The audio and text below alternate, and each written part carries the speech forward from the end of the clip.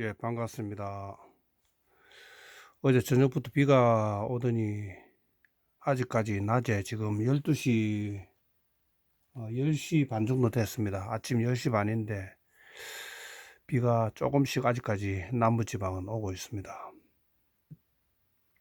고추는 전부 텃밭 준비해가지고 고추는 전부 심으셨는지 모르겠네요.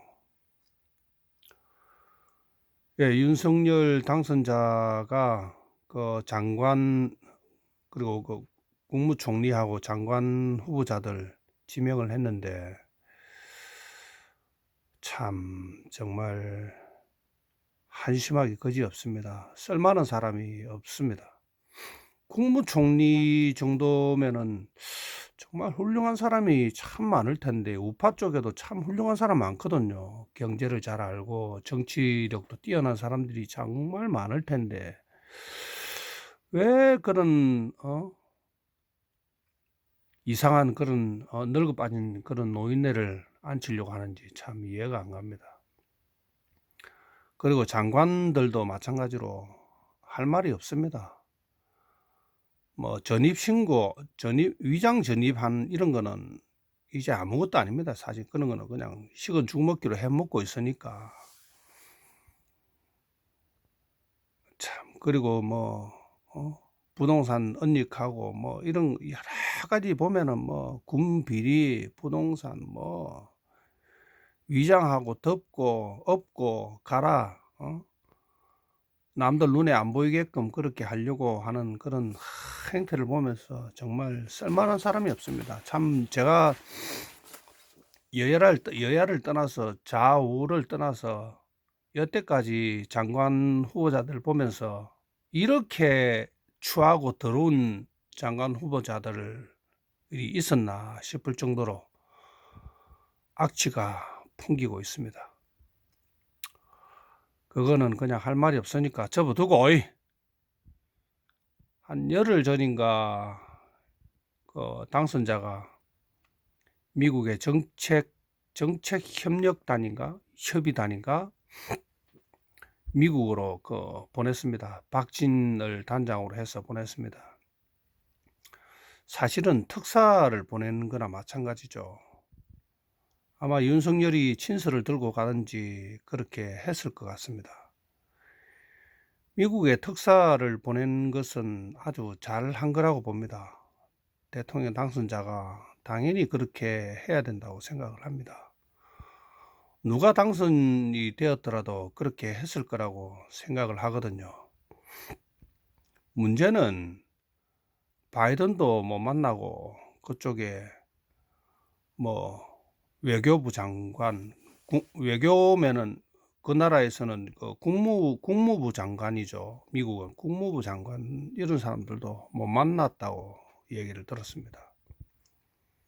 그러면 그 뭐하러 간 거예요? 도대체 뭐 일정도 잡지 않고 간 건지 일정을 잡고 갔는데 바이든이 아예 만나지 않겠다고 한 건지 손사래를 친 건지 무식한 저런 놈하고는 대화를 안 하겠다 그렇게 생각을 하고 간 건지.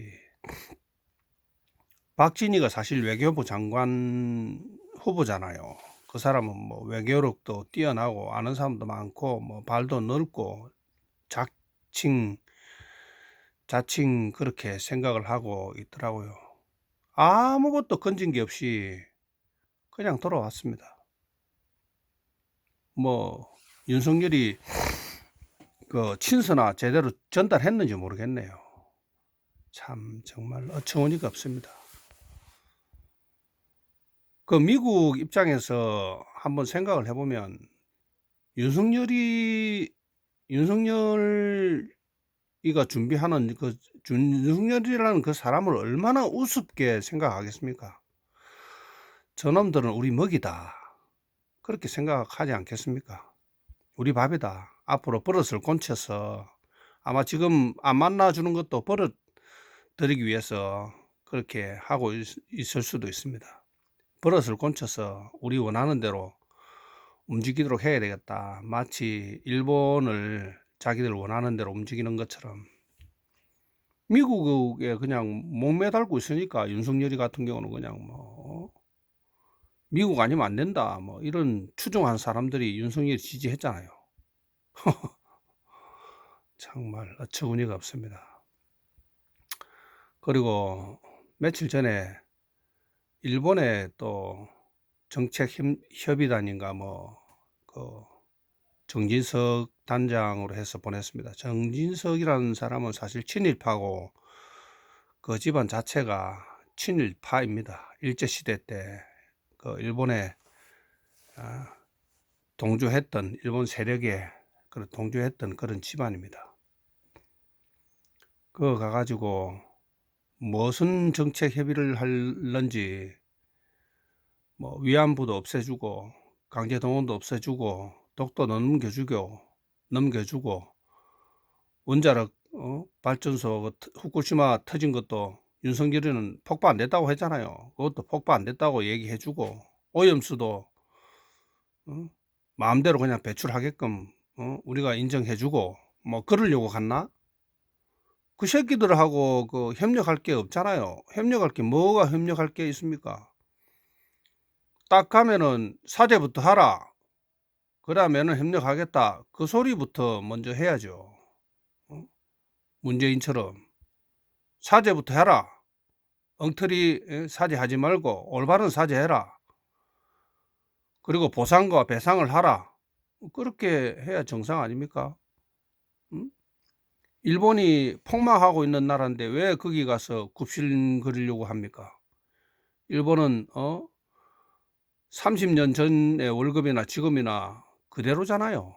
나라 발전이 없는 나라입니다. 미래가 없는 나라인데 그런 국민성을 가진 나라하고 우리가 친할 이유도 없습니다. 우리나라 같으면 가만히 있겠습니까? 30년 전에 월급하고 지금하고 만약에 똑같다면은 우리나라 국민들이 가만히 있겠어요? 들고 일어나지. 그 일본 놈들은 그렇게 못합니다. 못 들고 일어나요.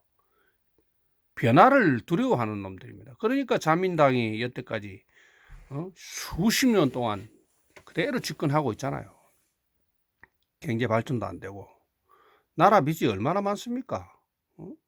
뭐 260 몇 프로라 하던데 우리나라는 뭐 50%인가 40%인가 50%밖에 안 되는데 국가 채무가 뭐 그래도 그것도 많다고 그건 난리를 치고 여하튼 아이고 참 엔가해 합시다. 엔가해. 국제적으로는 우리나라를 인정하고 선진국이라고 인정하고 경제적으로도 앞으로 크게 도약할 발전할 나라라고 얘기를 하고 있는데 우리나라 내부에서는 저렇게 안철수 같은 그런 멍청한 자가 경제가 폭망했다고 전 난리를 치고 그래 가지고 언론에 그대로 올리면은 그걸 또 보는 사람들이 '아이고 우리나라 망했구나.' 이렇게 생각하고 제대로 아는 자가 없습니다. 제대로 판단하는 자가 없어요. 일본하고는 손잡을 이유도 없습니다. 전혀. 사과하기 전까지는. 그리고 뭐 취임식 때 대통령 취임식 때 그 총리를 초대한다고 하는데 절대로 초대해서는 안 된다고 생각합니다. 자기 나라 역사도 모르고 그런 후한무치한 악한 자를 이 땅에 발들이게 해서는 안 된다고 생각합니다. 가만히 보면 일본 국민들이 정말 불쌍합니다. 우리나라 국민들을 정말 한숨 소리가 저 하늘에 사무치고 있는데 윤석열이가 그걸 들어야 될 텐데 무당 그리고 뭐 법사 이런 놈들 치맛자락 에 휘둘리고 있으니 정말 어처구니가 없습니다. 한 수밖에 안 나옵니다. 그래도 우리는 꿋꿋하게 열심히 하루하루를 살아가면서 또 밝은 미래가 올 거라고 소망하면서 살아야 되겠죠. 안전 운전하십시오. 모두 축복합니다.